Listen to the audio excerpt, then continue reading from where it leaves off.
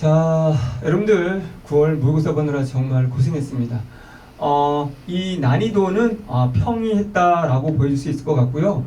국어는 이제 평이하더라도 글읽기 속도, 글읽기 능력이 없는 친구들한테는 굉장히 어려운 과목일 것 같습니다. 특히 우리가 인문, 가나로 결합된 지문들, 예상은 많이 했겠지만 지문이 좀 길었고요.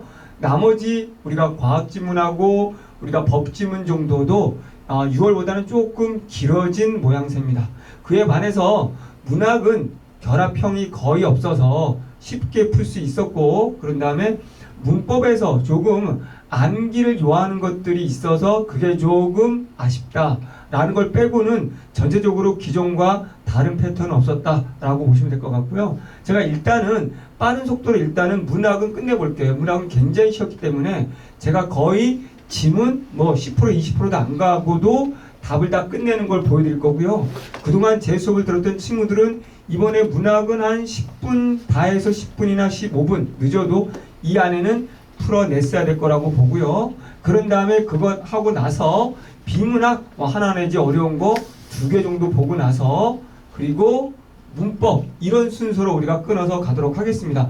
화장은 지금 제가 따로 올리지는 않겠습니다. 쉽기 때문에. 자, 그러면 이제 문학을 먼저 가겠습니다. 문학 16번부터 19번을 보면 현대소설입니다. EBS에서 나왔어요. 근데 EBS에서 나왔지만 EBS 우리가 너무 매달리면 안 됩니다. EBS와 상관없이 우리 어떻게 된다? 소설은 줄거리가 있으면 줄거리를 보고 그런 다음에 줄거리에 나와 있는 핵심과 그리고 보기에 나와 있는 핵심을 토대로 또 보기에서 풀어준 선택지를 가지고 이들의 인물의 관계, 누구와 누가 갈등하지? 또 왜 갈등하는 거야? 그럼 하나 더, 어떤 시대야? 라는 것만 찾아내면 그걸 기준으로 문제를 풀면 되거든요. 그러니까 아직 이렇게 논리적으로 풀어가는 방법을 공부를 안 하고 단순히 암기하고 있는 친구들은 EBS 그냥 정리 달달하는 친구들은 수능날 큰 코 다치게 되니까 여러분들 소설 이렇게 접근하는 거 기억해 두시기 바랍니다. 그러면 간단하게 이제 우리가 보기부터 가볼게요. 자, 보기부터 와 보면 19번. 자, 19번 봅니다. 19번. 우리 보기를 읽을 때는 보기를 잘 구조화해 보세요. 1930년대 리얼리즘 장편 소설에서는 변화하는 사회적 환경 속에서 사회적 지위가 상승한 인물형이 등장한다. 그러면 이건 지금 변화하는 시대인데 사회적 지위가 상승했다. 그럼 이 인물은 무조건 마이너스물이죠. 문학에서.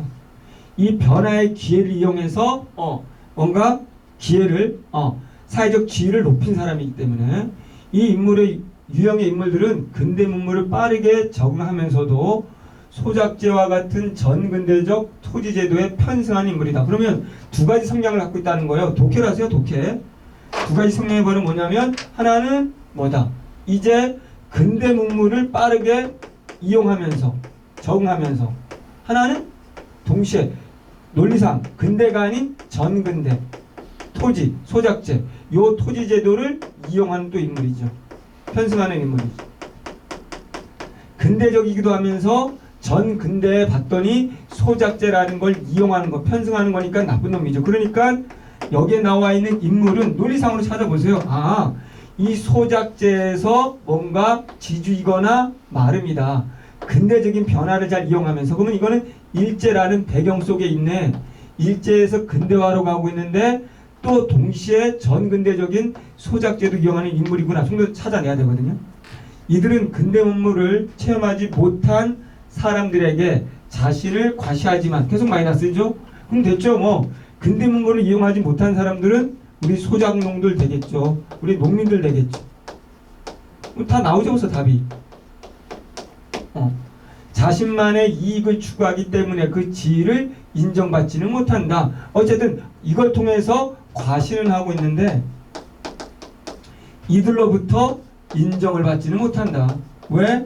과시하고 자신들의 개인적인 이익만 추구하니까 이렇게 된 거죠.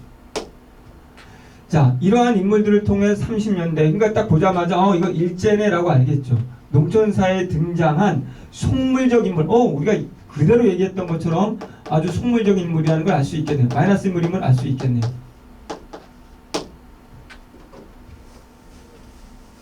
됐죠? 그러면 봅시다. 자, 우리가 제 수업을 처음 듣는 친구들은 보기를 먼저 봤으면 이제 문제 푸는 방식이 뭐냐면, 문제 푸는 방식이 우리가 보기를 보고 선택지 1번이 있으면 앞부분은 이 작품의 전체가 되고요. 이거에 대한 뜻풀이, 서술부가 일단 보기에 있는 내용이어야 됩니다. 근데 이 보기에 있는 내용과 다르면 무조건 답이고 지분 갈 필요가 없이, 만약에 다 이 서술부가 1번부터 5번까지 서술부가 전부 다 보기에 있다면 이제 그때는 요 둘이 서로 호응을 하는지를 보는 겁니다. 호응을 하지 않을 때 이게 역시 또 정답이 되는 거죠. 1번 보기에 설명이 없다 그러면 정답의 1순위가 되는 거고요.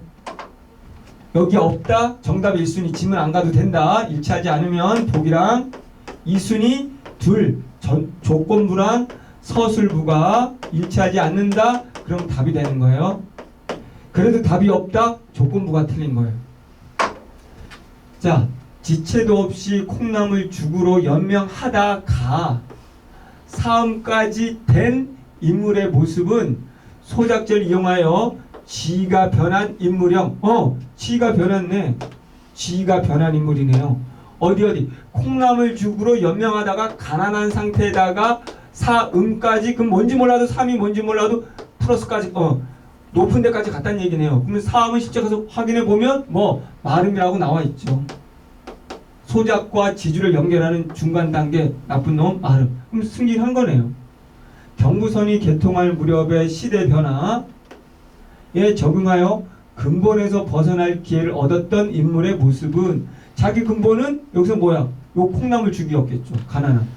근대 문물이 유입되는 사회적 환경 속에서 변모해갈 수 있었던 인물. 그대로 1, 2번이 같은 얘기네요. 친구의 심부름으로 목판차를 맨 처음으로 타보고서 자만하네요. 그들이 경험한 걸 가지고 과시, 자만하는 거죠. 인물의 행동은 근대 문물을 경험했다는 힘을 앞세워 자신을 과시, 그대로네요. 처음 봤으니까. 지문 안 가도 되는 거죠.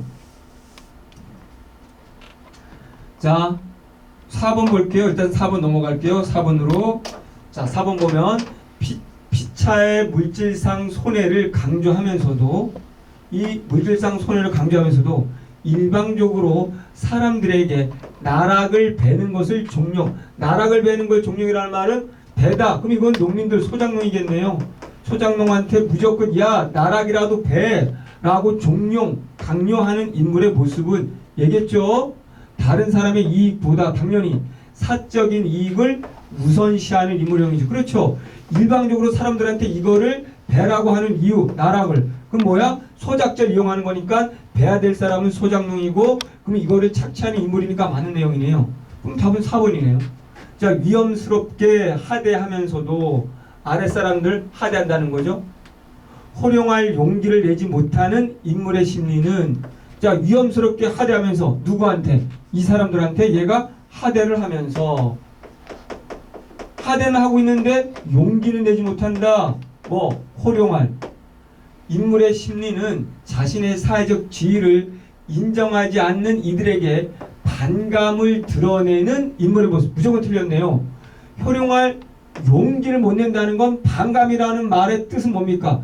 하대하면서 동시에 야 너네 왜 내 대우 안 해? 라고 화를 내거나 기분 언짢아 해야 반감이죠. 근데 이거는 아예 호령할 용기를 내지 못하는 거니까 반감이란 말하고 연결이 될 수가 없죠. 반감이면 기분 나쁜 감정을 드러내야 되잖아요. 근데 아예 호령할 용기를 내지 못한다는 건 하대, 함부로 하지만 이거를 못하고 있다는 거지 반감하고는 상관이 없는 거죠. 그러면 실제로 여러분들이 그냥 가보면 됩니다. 이런 건 호령할 이 부분만 보이니까 그 부분만 딱 가보는 거죠. 호령 여기 있습니다. 앞뒤를 보면 돼요. 저런 괘씸한 놈 말하는 거 좀 봐라. 그런데 행랑놈은 어디 갔기에 문간에 아무도 없었더라. 안승왕은 속으로 분했다. 이렇게. 그러나 호령할 용기는 생기지 않는다. 그러면 여기서는 김선달이 받는 아무도 없는데 누구 보고 말하랍니까? 대문기도에 대고 말씀합니까? 지금 아무도 없었던 거야. 그런데 저 괘씸한 놈 말하는 좀 봐라. 행랑놈은 어디 갔는가? 이 지금 누구? 여기에 있는 안승왕이라는 인물은 얘가 있어서 김선달이 얘한테 말하기를 바랬는데 아무도 없었는데요. 제가 누구한테 말해요? 라고 하는 거지. 그러나 호령할 용기는 생기지 않았다. 희준이와 인동이와 김선달은 신발을 벗고 말에 올라가 앉았다. 그럼 호령할 용기라는 말은 뭐야? 지금 없는데 어디다 대고 말을 해? 그럼 대꾸할 수 있는 게 없는 거죠. 여기서는 그래서 이거하고 아무 상관이 없는 거죠. 이거 호령할 용기를 내는 사회적 지위를 인정하지 않는 거. 문제는 잘 냈어요. 지위를 인정하지 않는 게 아니라 지금 서로 이 한 말에 대해서 다시 대답하게 뭐 한 거지. 없는데 어디다가 물란 말이에요? 이렇게 된 거지. 그래서 답은 10제 4번이 됐고 나머지 18번도 아주 쉽게 요구 조건 안 가도 될 것 같아요. 요구 조건이 뭔지 모르겠지만 적절하지 않은 것은 그럼 요구 조건은 안 가봐도 되지만 얘네가 얘네한테 요구하겠죠? 얘한테 이렇게. 그럼 아까 여기 안승학이라고 나왔네. 여기 소작돌은 뭐 김선달 뭐 이렇게 나왔네. 그러면 이런 거 몰라도 저는 요구 조건 안 가고 맞춰볼게요. 요구 조건을 관철시키러 온 김선달. 안승학에 대한 비아냥. 안승학 아까 말한 인정하지 않는 거잖아요. 비아냥거리고.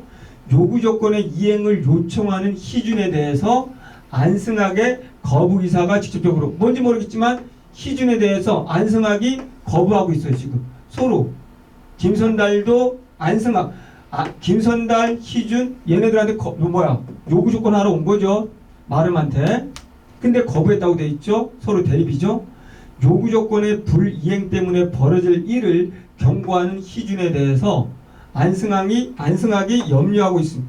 그러면 안승학이 갑자기 왜 희준을 걱정해 줍니까? 여기는 서로 대립인데. 그러면 이 서로 안 맞는 거야. 인물의 관계가. 안승학이 갑자기 희준을 염려해 줄 필요가 없잖아요. 그러면 요구 조건의 수락 여부를 둘러싸고 빚어진 안승학과 닷사람 간의 갈등 양상. 그럼 됐어. 지금 여기에 선달하고 누구 여기 나와 있는 희준 다 다섯 사람이 속하겠죠. 그럼 대립이잖아요. 갈등이죠. 긴장. 요구 조건에 대한 확답을 받기 원하는 다섯 사람의 갑작스러운 방문에 대한 안승학 그러면 심리적으로 동료. 됐네요. 그러면 논리범주상 다른 건 그냥 3번이네요. 갑자기 반대쪽에 있는 갈등의 인물을 염려해주고 있다니 답은 3번. 그럼 요구 조건 가지도 않을게요. 가보세요. 저는 안 가겠습니다. 자, 그리고 비에 대한 이해로 적절하지 않은 거라고 되어 있어요.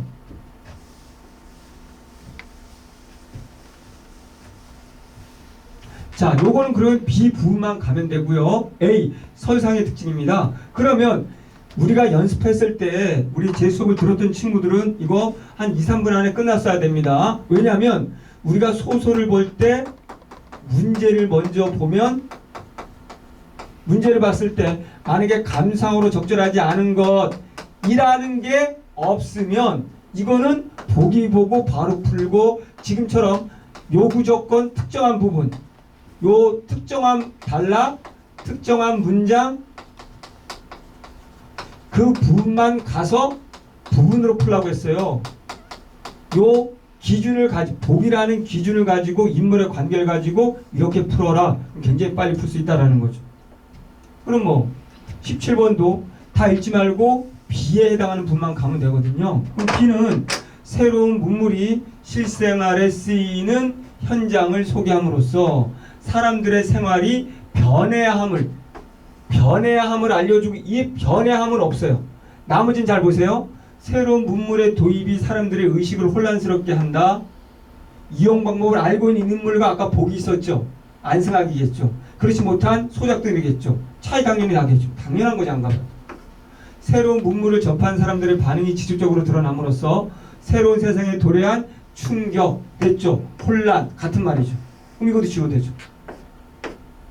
새로운 문물에서 신의한 현상을 연상한 사람들의 반응을 통해 낯선 문물에 도입될 당시의 문화적 환경, 충격 같은 말이죠. 1, 3, 4, 5는. 근데 여기 뭐가 들어갔냐면 오히려 소개함으로써 누가 안승학이 얘네들한테 소장농한테 야 너네도 빨리 변하도록 해 라고 말했다는 거예요. 논리가 안 맞죠. 그럼 말할 리가 없죠. 왜? 자만 자기 혼자 뻗대고 있어야 되는 거죠. 그러면 실제로 B 가세요. 그러나 좀 논리로 봤을 때 그냥 2번이네요.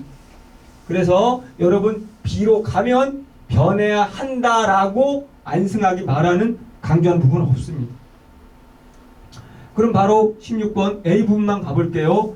A에 대한 서술 방식으로 적절한 겁니다. 우리 이거 많이 연습했어요. 정답 요약적 서술인데 요약적 서술을 쉽게 찾는 방법은 시간을 나타내는 부사어가 나타나거나 5년 동안 최근 몇 년 동안 어디서 태어나서 어떻게 살았는데 시간 부사어가 있어서 그동안에 살아온 행적 모습을 말하면 무조건 요거라고 했죠. 요걸 묻는 거죠. 그럼 바로 A 부분 봤더니 시작점부터가 지금부터 20년 전만 해도 시간을 나타내는 게 나오는 거예요. 오막살이에 살았는데 이제 뭐다? 사음까지 됐다라는 얘가 과거서부터 지금까지 어떻게 변해 왔는지 무조건 시간 부사 있으면 요약적 젖을 연습 많이 했습니다. 그래서 답은 그냥 5번이 됐죠. 그래서 소설 거의 지문 읽지 않아도 이 작품이 뭔지 몰라도 답은 다 끝나버렸습니다. 좋죠? 오케이. 자, 우리 문학 두 번째로 가볼게요. 문학 두 번째로.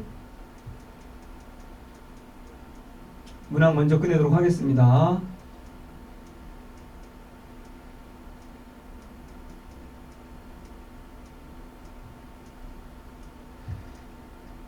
자, 소설 똑같은 소설 고전소설 해볼게요. 그리고 잠깐 쉬어볼게요. 자, 우리 고전소설도 똑같습니다. 줄거리 나온다면 줄거리, 복이 있다면 복이, 잘 보기가 풀어준 선택지 요걸 가지고 그리고 이거를 핵심으로 가되 고전소설 이걸 가지고 인물의 관계를 잘 만들고 그런 다음에 고나 한자어는 고나 한자어는 무시하세요. 요런 거 무시하고 논리적으로 요 인물의 관계를 가지고 푸세요. 아 이런 인물이니까 당연히 이건 뭘 얘기할 거고 이런 인물은 뭐 얘기하겠네? 라고 한다는 거죠. 자 그럼 봤을 때 여기에서 줄거리는 없네요. 그럼 보기로 우리는 바로 갑니다. 그럼 이것도 다 아는 작품이라 읽어야 될 것인지 기억, 거짓말 그 부분만 가면 되네요. A 그 부분만 가면 되네요. 33번 보기 이거 보고 끝내면 되겠네요.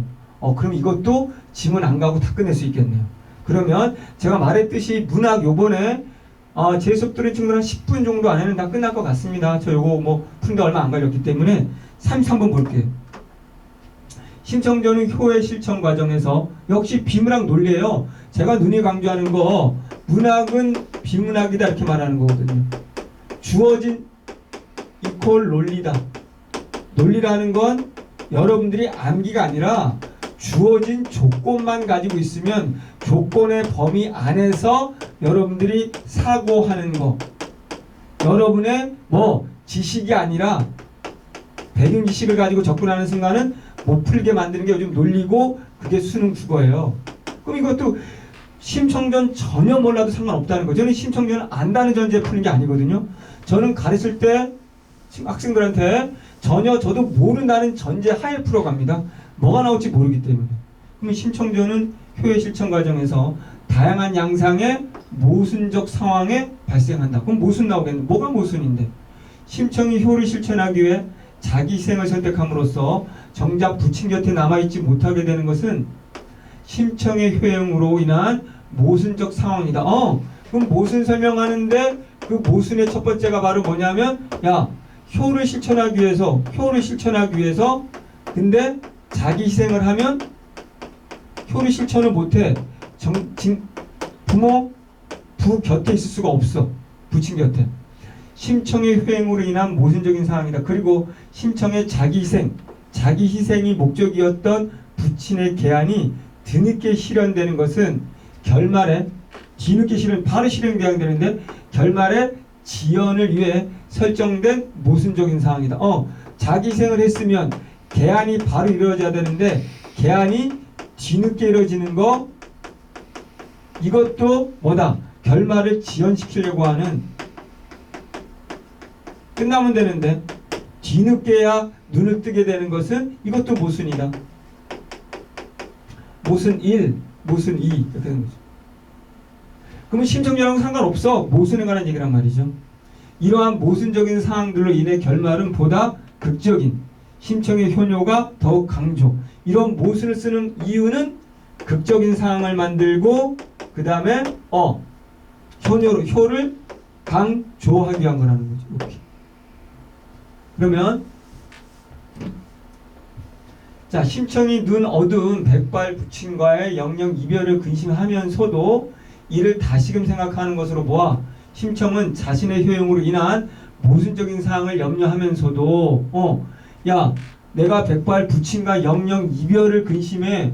영영 이별하게 된다는 거지. 뭐 하면은 희생하게 되면 근데 다시금 생각한다는 것은 그래도 나는 희생할 거야. 자신의 효용으로 인한 모순적 사항을 염려하면서도 결국은 이를 수용한다는 거지. 다시 생각한다는 것은.